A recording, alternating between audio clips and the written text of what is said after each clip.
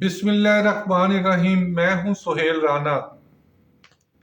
دو issues پہ بات ہے۔ نمبر ون، سحر شمشاد مرزا جو آج رات کو 12 بجے ریٹائر ہو جائیں گے اور ان کے پاس چیئرمین جوائنٹ نہیں آئے گا۔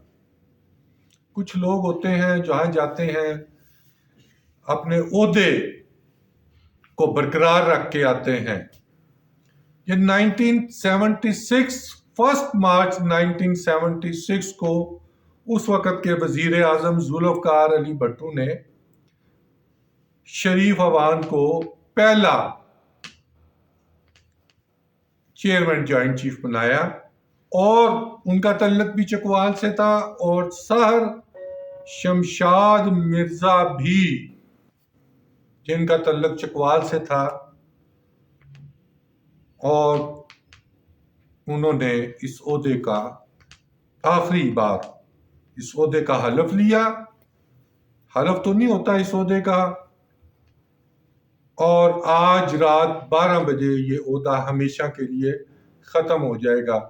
یہ 38 سالہ رفاقت جو موجودہ فیلڈ مارشل اور سحر شمشاد کی تھی، وہ آج فوجی رفاقت اختتام پذیر ہوئی، کیونکہ جو فیلڈ مارشل ہیں وہ 74 پی ایم میں لانگ کورس کے بعد اور 76 پی ایم میں سے پہلے تھے، یوں یہ 75 پی ایم میں لانگ کورس سے نمبر 1 پوزیشن پہ تھے، کیونکہ یہ او ٹی ایس کے تھے۔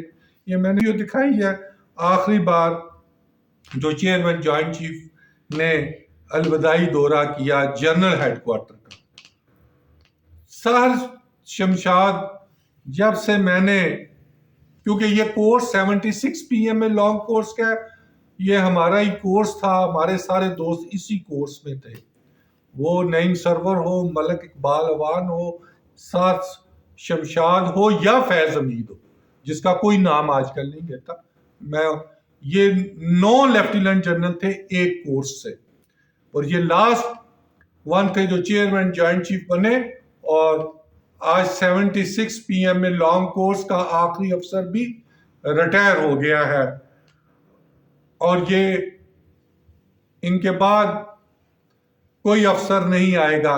19 افسر جو ہیں وہ چیئرمین جوائنٹ چیف بنے ہیں۔ یہ واحد عہدہ تھا جو ہمیشہ یہ تسلسل میں رہا، وہ ضیاء الحق کا 11 سالہ مارشل لا ہو، پرویز مشرف صاحب کا 10 سالہ اقتدار ہو، یا اب فیلڈ مارشل صاحب کا عہدے کے بعد تو یہ ختم ہو جائے گا، تو یہ ایک تسلسل رہا ہے۔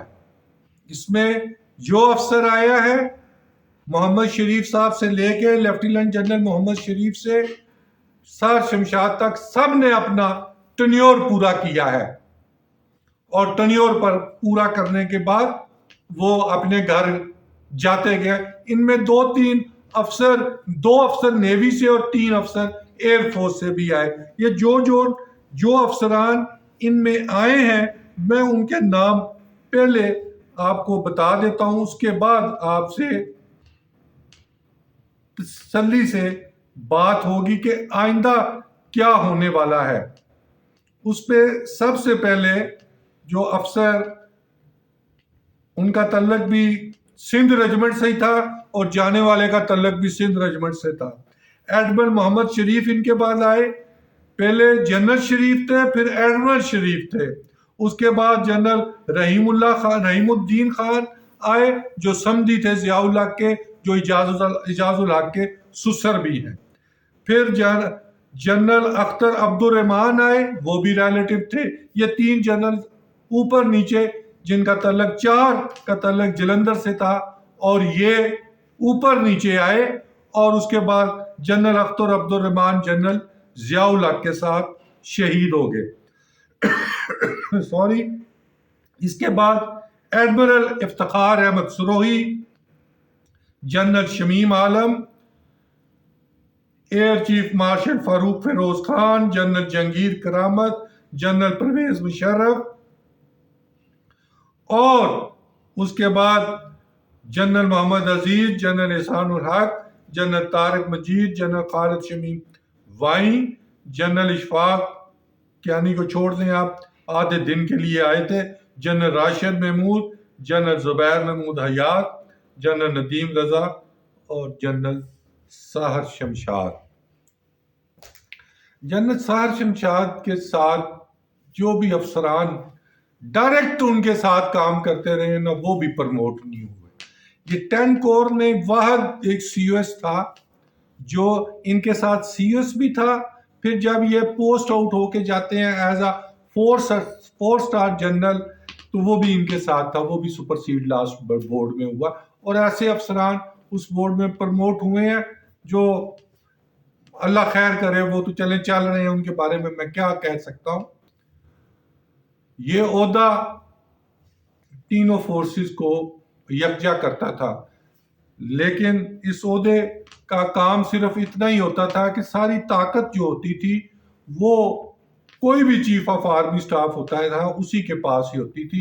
یہ ایسے ہی ہے کہ یہ عہدہ ہیڈ کلرک کا عہدہ تھا جو آج اختتام پذیر ہوا ہے، اور کل اس عہدے پہ ایک 5 سٹار جنرل ہوگا جس کے نیچے ساری فورسز ہوں گی۔ کل کا مطلب 27 نومبر 2025۔ اور جو 5 میں پچھلے وی لاگ میں کہہ چکا ہوں، لیفٹیننٹ جنرل پرموٹ ہوں گے۔ 80th PM میں لانگ کورس میں کون وائس چیف بنتا ہے اور کون اسٹریٹجک کمانڈر ہوگا، یہ کل رات تک اس کا فیصلہ ہو چکا ہوگا، اور وہ آپ میرے پچھلے وی لاگ میں جا سکتے ہیں۔ آج ایک بڑا ہی الزام ہم پہ، جو دوسری بات ہے، الزام لگا افغانستان پر کہ انہوں نے کہا کہ انہوں نے اندر آئے، انہوں نے اٹیک کیا اور ہماری سول آبادی کو نشانہ بنایا۔ اس پہ ISPR کے سربراہ نے مفصل بات کی ہے کہ ہم بتا کے اٹیک کرتے ہیں، چھپا کے نہیں کرتے، اور ہم جنگ میں بھی بھارت کے ساتھ بھی جب وہ پوری طرح کارڈن آف کیا جا چکا تھا، اس وقت بھی ہم نے کسی سول آبادی کو نشانہ نہیں بنایا۔ وہ کہتے ہیں نا کہ دکھ کسے اور دا ہے، تو افغانستان میں قحط پڑ چکا ہے، اور ہم کیا کر سکتے ہیں؟ 40 سال 6 ماہ اور چند روز ہم نے ان کی تیمارداری بھی کی ہے، ان کو کھلایا بھی ہے، پلایا بھی ہے، اور یہ مادے کرتے ہیں کسی اور کے ساتھ۔ تو کچھ دن اور صبر کر لے۔ افغانستان پہ گزشتہ 1 سال میں 26 حملے ہم پر کیے گئے ہیں، اور ہمارے 200 فوجی جوان افسران سمیت شہید ہوئے ہیں۔ تو کہیں تو ان کو ہم نے روکنا تھا، جو روکا ہے، اور فورسفلی مزید روکا جائے گا، لیکن سول آبادی پہ اٹیکس پھر بھی نہیں کیے جائیں گے، کہ وہ بے شک مسلمان نہ بھی ہو تو مسلمان کا عقیدہ ہے کہ سول آبادی پہ کبھی اٹیک نہیں، لیکن جہاں سے عمل ہوگا وہاں رد عمل آئے گا، اور سخت رد عمل آئے گا۔ اسی لیے فیلڈ مارشل کے خلاف یہ جو 30-40 لوگ ہیں جو بڑی اوپر آ کے ٹین چین کر رہے ہیں، ان کو بھی یہی دکھ ہے۔